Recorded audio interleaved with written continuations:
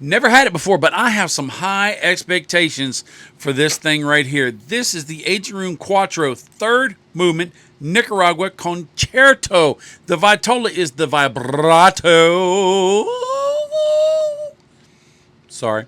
It's a 6x54 Nicaraguan hybrid Criollo 98 Nicaraguan binder and Nicaraguan filler. This is a puro. All right, I'll stop singing. Maybe. But I have high expectations for this. Aging Room don't do junk. They're putting their focus in this, the musical inspirations and stuff like that. If you go on the search things on your devices, I can't use those bad words, but if you go and you look at their releases and their information, it's really interesting to hear the stories, the musical inspirations. Really cool. But stories I tell, cigars I smoke. And if the story's great, I'll tell a great story. But if the cigar is great, I'll smoke it and tell you about it. I burned the fool out of that bam, or that foot. It is a soft box press. It's very soft box press. It's got a very light draw to it. That's for sure. But they're talking about musical instruments, musical concertos. This is the third movement, which this is the third in their series. And they're talking about how they're turning it from individual instruments and soloists into a musical concerto concert, right? An orchestra of flavor, which I've used those phrases before. No. Will I use it on this cigar? Only if it fits. It is a lighter draw. It's a light pack cigar. It doesn't have a lot of weight to it. It's not very densely packed. No. It's got a soft feel like a well-oiled baseball glove. Like a good leather couch. It's kind of nice. The finish is tasty.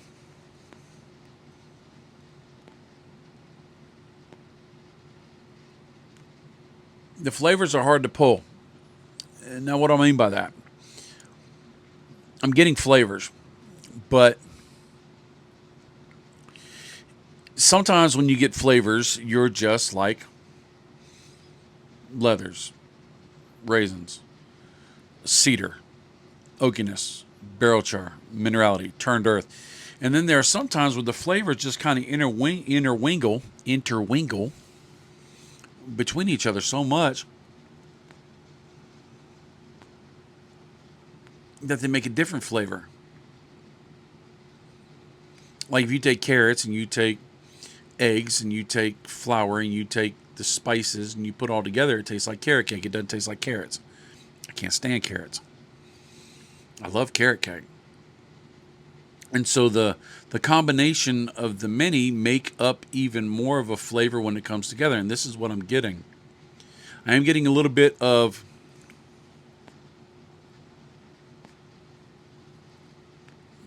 aggression, of grittiness. I'm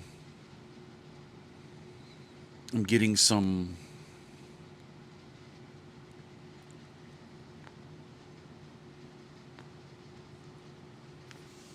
this is more difficult than I thought it was going to be.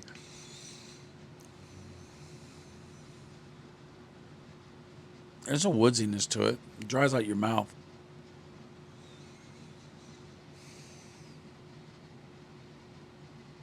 It's not what I expected. Some black pepper. It's not aggression. A little minerality turned earth.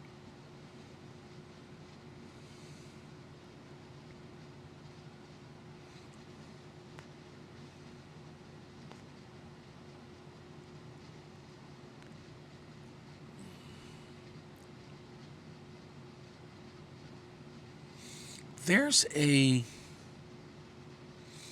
Wow, this is not going to make sense. Let me take one more puff before I tell it.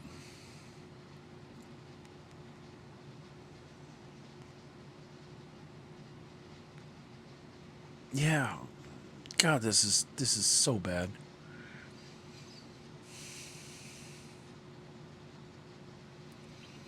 There is a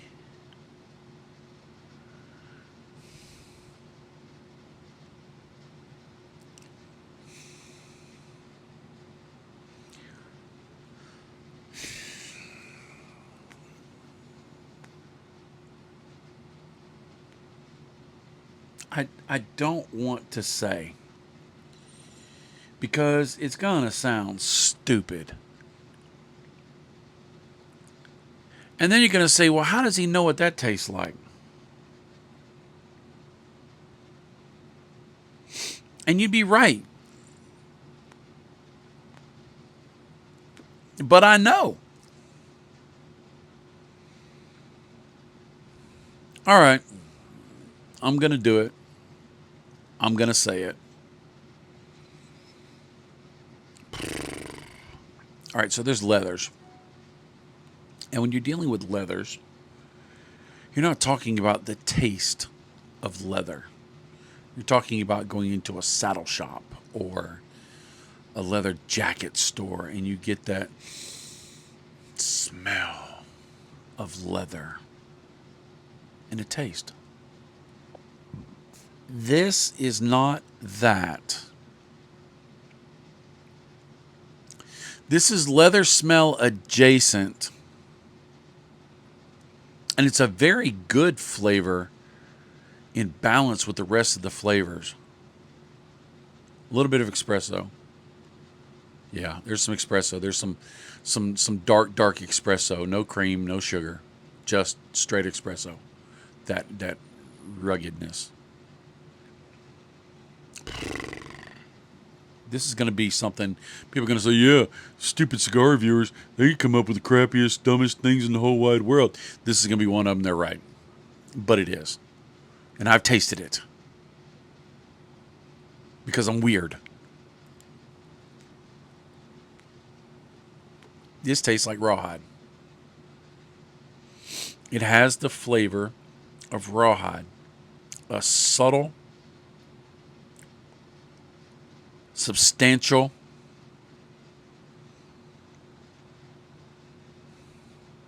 base flavor that has a little minerality, a little tinniness. Yeah. Now, if you're watching this, bless you. But if you're watching this, the question you need to have is, A, Bob, have you tasted rawhide? B, were you forced to taste rawhide? Did somebody hold you hostage and tie you up or something and you had to chew through your rawhide restraints? And 3, you still eat rawhide, Bob? So, I'll answer B first. No, I was not restrained. I'll answer 3 next. No, I do not regularly eat rawhide. Although it's not the worst thing in the world. When you're in service and you're in survival mode, they say you're out in the middle of nowhere and there's no food at all. You can cut up your boots and you can chew on that, and it will give you a tiny bit of nutrient. It'll make your stomach feel better, and it's a psychological thing. There's salt from the sweat in your feet is right. You're about to die, so okay, your breath's gonna stink when you're dead anyway, so it's not that big of a deal. Don't eat the tongue part. Don't eat the soul part. Ew. Anyway.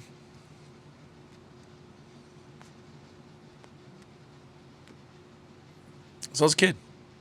I was bored. We had dogs. Little rawhide toys. The dogs are chewing through the little rawhide bones real fast. And I don't know. I don't know. I said, I wonder why dogs eat that. Too inquisitive, I am. I wonder why dogs chew that so much. I wonder why they slobber on it so much. I wonder if a person ate it, would they slobber that much? And does it taste good? I don't know. Let me try. So, I did chew on it. You do slobber a lot. It doesn't taste bad. It doesn't taste good. It just kind of doesn't taste.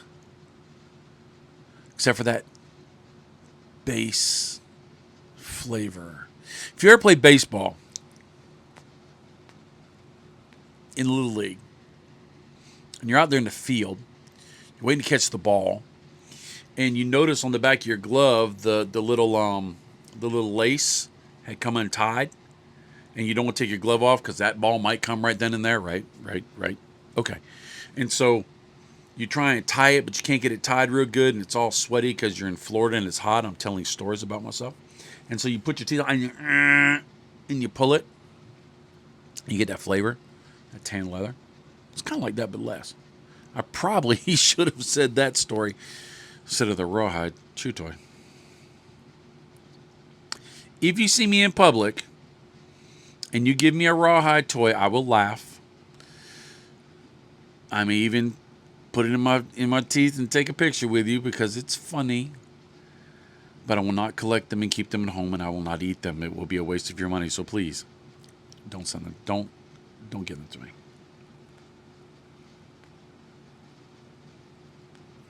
But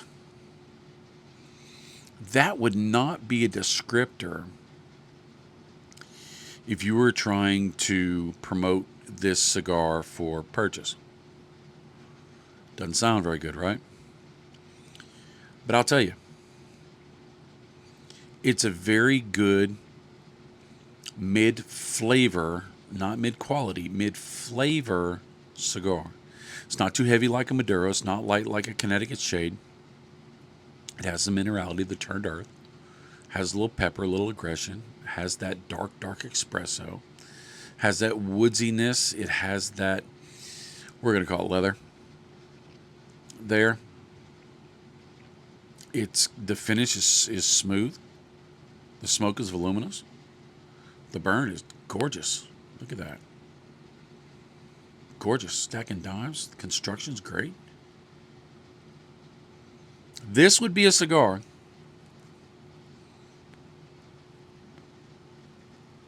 that I would personally smoke in rotation.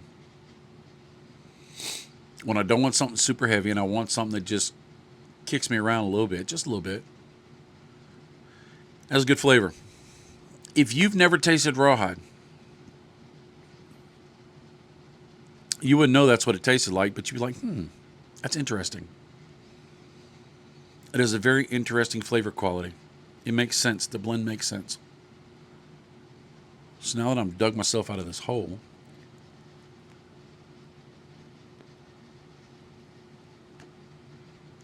I'm going to finish smoking a cigar.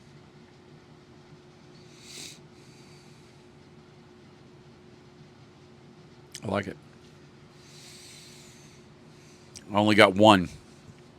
If I had two, I'd probably scratch this review and do it all over again. I don't do that, but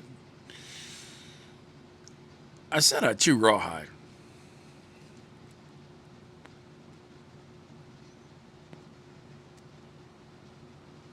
I don't think Aging Room is going to be the pathway to my door to ask me if I can sponsor their products anytime soon. And you know what? I don't blame them. It is what it is. I'll see you later. I love you.